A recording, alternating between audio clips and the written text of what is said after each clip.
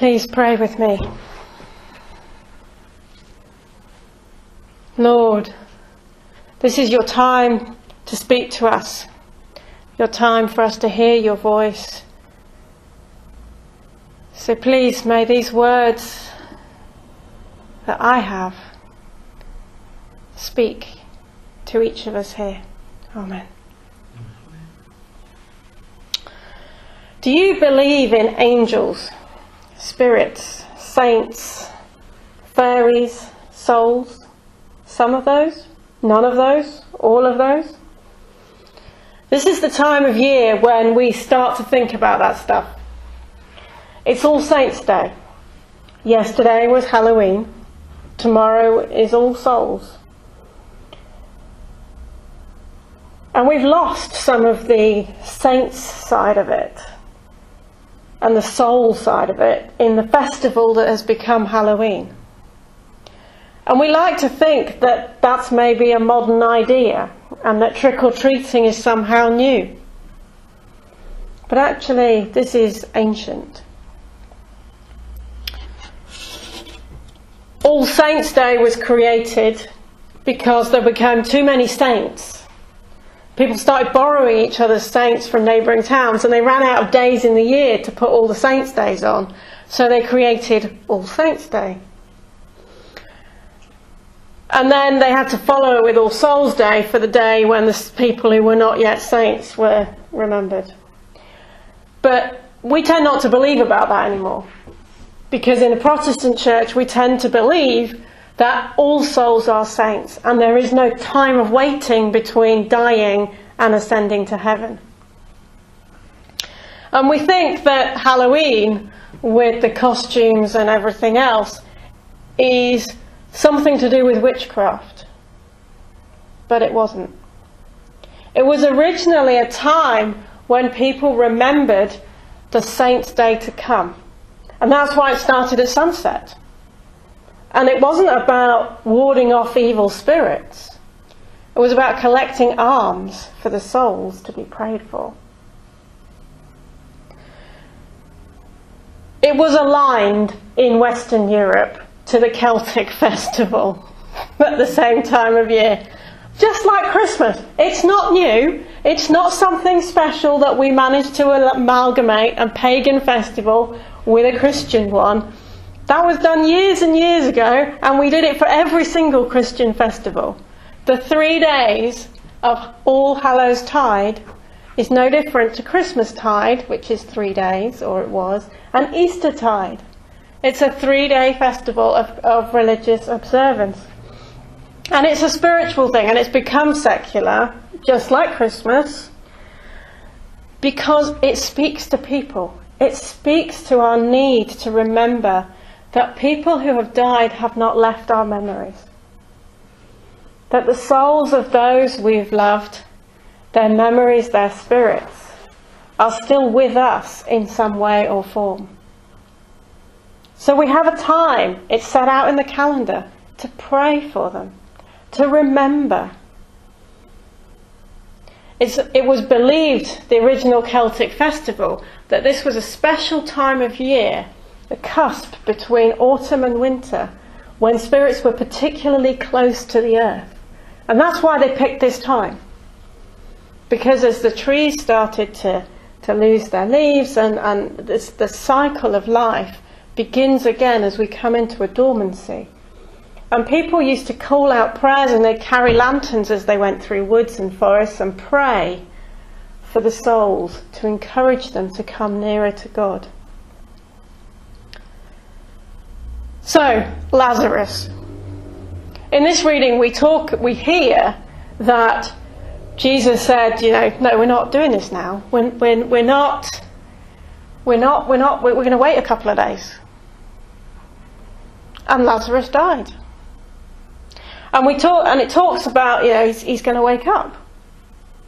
So was Lazarus the first zombie? I'm sure some of us saw a number of zombies last night wandering around.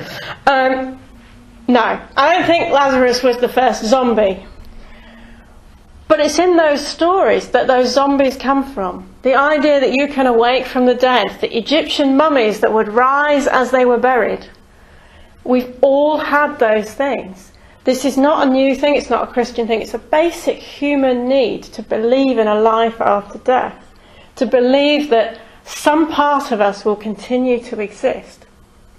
And in doing so, we create these mysteries, and then we don't figure out how it works out afterwards, so then we try and rationalise it. And those who like playing video games with zombies that they kill, or watching TV shows about zombies, will have millions of different ways in which you can become a zombie. But all they're really talking about is some kind of existence after life that's not actually death. But none of those are very nice existences. Most of the zombie things are not about nice existences, because we have this need to believe in saints and sinners.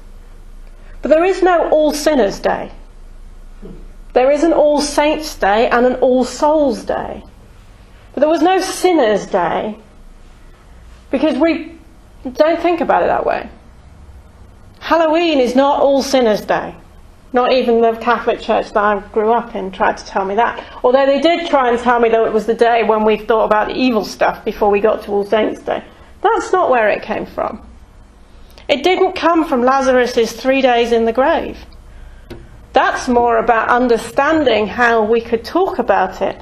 Jesus preparing his disciples for the fact that he would rise again.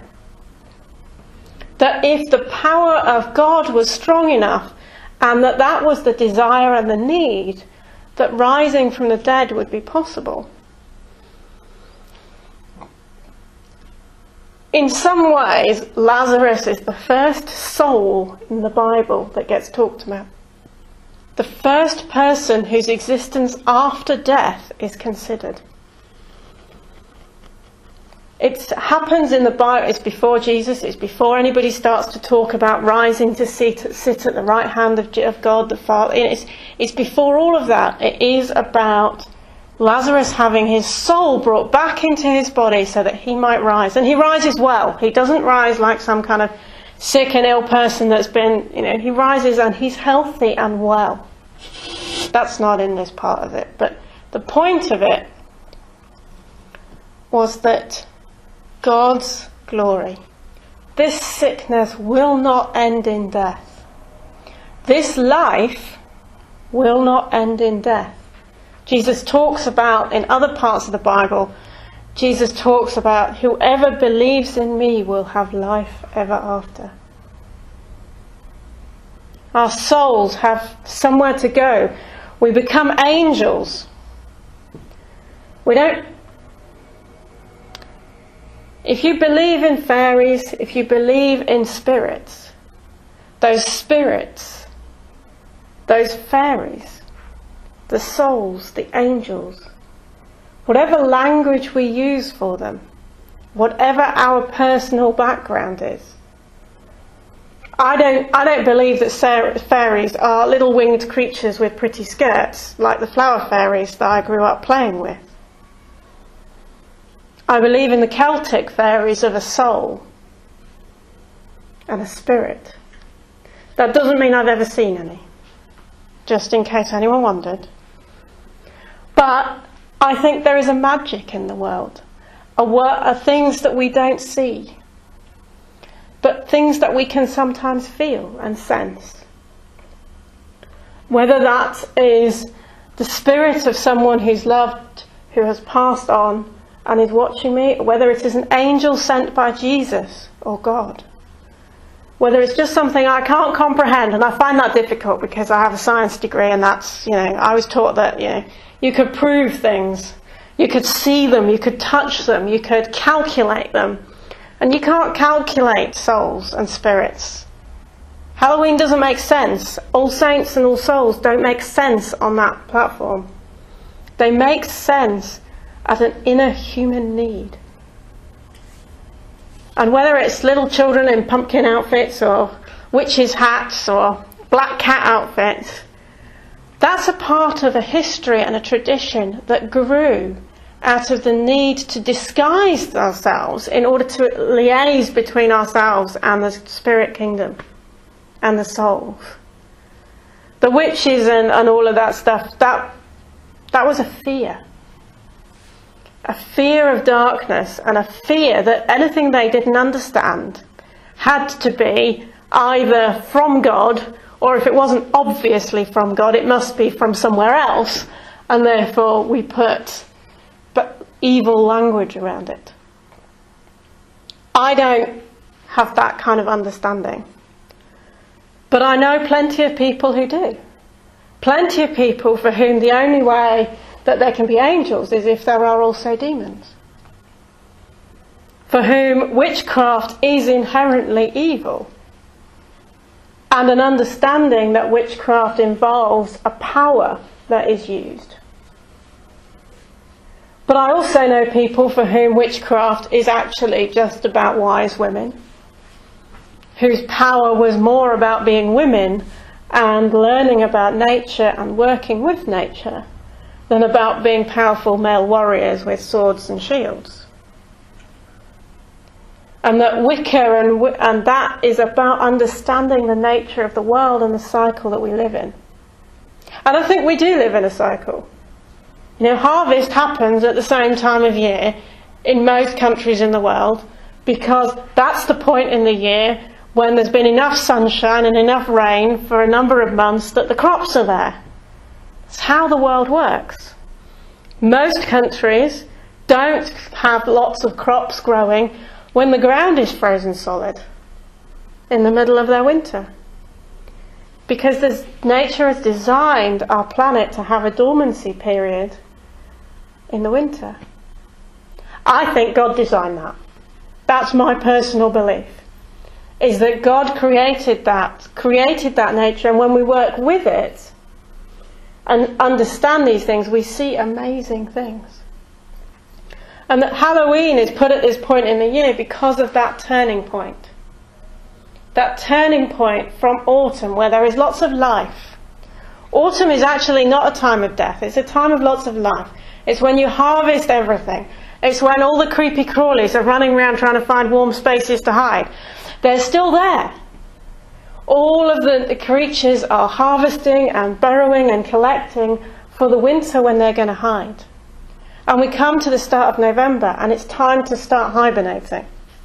And we all feel it because it's getting much darker and we'd really quite like to snuggle up under the duvet or under a blanket rather than wander around.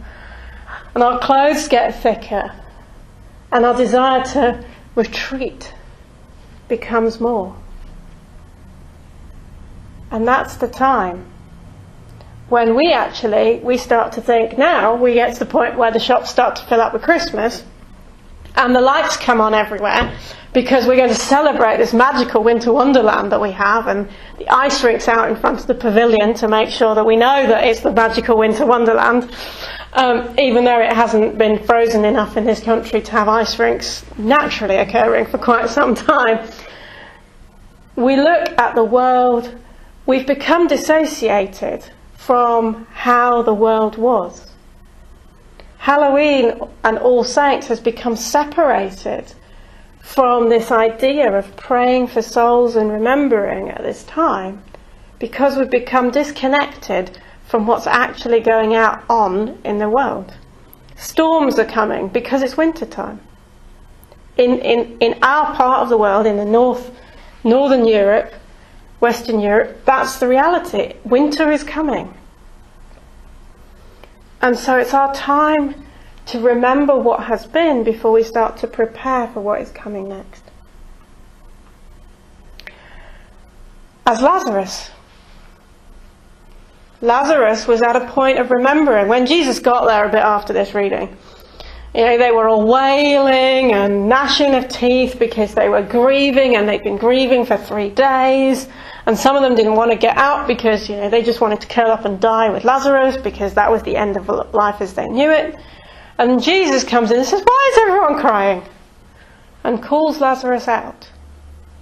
Calls Lazarus out to grow again, to spend more time, because Lazarus' time wasn't done.